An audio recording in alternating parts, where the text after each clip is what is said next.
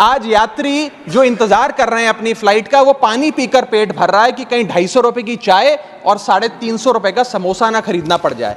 बताइए सर, एक आम आदमी एयरपोर्ट पर अपने जहाज का इंतजार करते हुए क्या एक चाय नहीं पी सकता? जो हाल है बस अड्डों का, वही तस्वीर आती है एयरपोर्ट से। चाय हो या समोसा नहीं मिल रहा 500 रुपए के नोट से। रोज फ्लाइटें रद्द हो रही हैं धमकी बम विस्फोट से। कब तक आम आदमी मरता रहेगा एयरपोर्ट की छत गिरने की चोट से?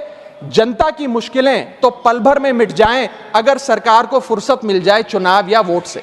इस देश में जहाज में उड़ना और जहाज में उड़ के अपनी मंजिल तक पहुंचना आज भी इस देश की बहुत बड़ी आबादी के लिए एक सपना है। अगर ट्रैवल की रफ्तार बढ़ेगी तभी इस देश की रफ्तार बढ़ेगी। सर, दूसरा दर्द जो इस देश का आम आदमी रोज उससे जूझ रहा है वो है ओवर क्राउडेड एयरपोर्ट्स। सर, आज हमारे देश के एयरपोर्ट्स बस अड्डे जैसे बन गए हैं। बस अड्डों से बदतर हालत, बदतर व्यवस्था देश के एयरपोर्ट्स पर है सर। टर्मिनल 1 चले जाइए दिल्ली के, टर्मिनल 2 चले जाइए दिल्ली के, आप हालात देखिए। सिक्योरिटी लाइन से लेकर चेक इन लाइन तक लोग लाइनों में खड़े हैं और लाइनों में खड़े हैं और उसके बाद उनकी फ्लाइट भी इस चक्कर में मिस हो जाती है। एक मुसाफिर सही समय पर फ्लाइट नहीं पकड़ पा रहा क्योंकि वो बेचारा चेक इन और सिक्योरिटी लाइन में ही फंसा रहता है। इतने ओवर क्राउडेड एयरपोर्ट्स आज हमारे देश के बन चुके हैं। सर, आज एयरपोर्ट्स पर खाना इतना महंगा है, बाजार के मुकाबले 2 गुना 3 गुना दाम है। एक साधारण सी पानी की बोतल जो 20 रुपए की बाजार में मिलती है, वो एयरपोर्ट के भीतर जाकर फूड आउटलेट पे 100 रुपए की मिलती है। आज यात्री जो इंतजार कर रहे हैं अपनी फ्लाइट का, वो पानी पीकर पेट भर रहा है कि कहीं 250 रुपए की चाय और 350 रुपए का समोसा ना खरीदना पड़ जाए। बताइए सर, एक आम आदमी एयरपोर्ट पर अपने जहाज का इंतजार करते हुए क्या एक चाय नहीं पी सकता?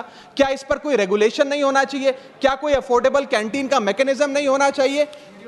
चौथा दर्द जो आज इस देश के आम यात्री को सर सहन करना पड़ रहा है वो है पुअर कनेक्टिविटी। आज इस देश के कई टूरिज्म स्पॉट्स पे, कई फेमस शहरों तक जहाज की यात्रा नहीं पहुंचती, फ्लाइट्स नहीं पहुंचती, एयरपोर्ट नहीं पहुंचती। कई शहर, अधिकतर शहर ऐसे हैं जहां पर एयरपोर्ट्स नहीं हैं। इंसान को जहाज लेकर, जहाज से उतरकर कई घंटों का बस का और गाड़ी का सफर तय कर अपनी मंजिल पे पहुंचना पड़ता है सर। पांचवा दर्द जो आज एक आम यात्री को महसूस करना पड़ रहा है वो है sir flight cancellation and delays. Sir, एक आम नागरिक अपनी मंजिल पे, अपनी डेस्टिनेशन पे पहुंचने के लिए, जल्द पहुंचने के लिए कभी कभार ट्रेन यात्रा या बस या गाड़ी की यात्रा नहीं करता, वो महंगी टिकट खरीदता है। महंगी टिकट खरीद के अपनी मंजिल पे समय पे पहुंचना चाहता है। और कुछ ऐसे भी लोग हैं जो आर्थिक तौर पे सक्षम नहीं हैं, लेकिन आपातकालीन परिस्थितियों में, इमरजेंसी सिचुएशन में वो भी महंगी जहाज की टिकट खरीदकर जहाज की यात्रा करना चाहते हैं, अपनी मंजिल पे पहुंचना चाहते हैं। लेकिन क्या वो अपनी मंजिल पे समय पर पहुंच जा रहे हैं? निर्धारित समय से 3 से 4 घंटे लेट आज जहाज चलते हैं। और खास तौर पे छोटे शहरों के जो एयरपोर्ट्स हैं वहां पर तो मैक्सिमम डिलेज देखे गए हैं सर। 1 केजी अगर एक्सेस बैगेज हो जाए तो फ्लाइट आपसे हजारों रुपए का किराया वसूलती है, लेकिन कई घंटों के डिले के लिए क्या फ्लाइट हमें कॉम्पनसेट करती है? मैं आज माननीय मंत्री जी को कहना चाहूंगा कि कुछ ऐसा मैकेनिज्म बनाए कि हर घंटे के फ्लाइट के डिले के लिए एयरलाइन आम यात्री को कॉम्पनसेट करे, उसकी जेब में पैसा डाले। इसी के साथ साथ हर महीने एक चार्ट जारी होना चाहिए कि किस सेक्टर की कौन सी एयरलाइन ने कितने घंटे का डिले, किस सेक्टर की कौन सी एयरलाइन ने कितने घंटे का डिले यात्रियों को दिया। और इसी के साथ साथ सर, छठा दर्द जो आज के भारत देश के आम यात्री को महसूस करना पड़ रहा है सर, वो है लैक ऑफ अफोर्डेबल ऑप्शंस। जो अभी मेरे साथी भी बात कर रहे थे कि इस देश में 90% एयर ट्रैवल 2 एयरलाइंस के पास है, 90% मार्केट शेयर 2 एयरलाइंस के पास है। यानी कि एक हमने कार्टेल क्रिएट कर दिया, डुओपोली क्रिएट कर दी, यानी कि वो मनचाहे दाम पे मनचाही सर्विसेज देंगे क्योंकि कोई कंपटीशन ही नहीं है। सर, इतनी विशाल जनसंख्या वाला हमारा देश है और इतनी विशाल जनसंख्या वाले देश में मात्र 2 ही कंपनियां हमारा पूरा एविएशन सेक्टर चला रही हैं। सर, सरकार लाई एक स्कीम जिसका नाम था उड़ान, जिसका फुल फॉर्म है उड़े देश का आम नागरिक। पर कैसे उड़े? ना फ्लाइट के उड़ने के ऑप्शन है, ना अफोर्डेबल टिकट है, ना फ्लाइट सही समय पर चलती है, तो कहां उड़े, कैसे उड़े? और इसी के चलते आज हमारा देश का आम नागरिक प्लेन से वापस ट्रेन पे जा रहा है। सर, मेरा 7वां दर्द, बैगेज चार्जेस और बैगेज डिलेज। सर, अगर आपका 1 केजी बैगेज ओवरवेट हो जाए तो हजारों रुपए एयरलाइन आपसे एक्सेस बैगेज के चार्जेस वसूल लेती है।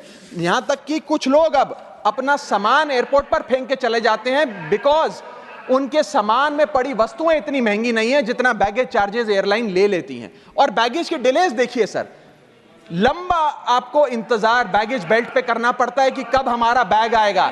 जब स्क्रीन पर देखते हैं तो स्क्रीन पर लिखा आता है बैगेज ऑन बेल्ट, लेकिन बैगेज ऑन बेल्ट नहीं होता।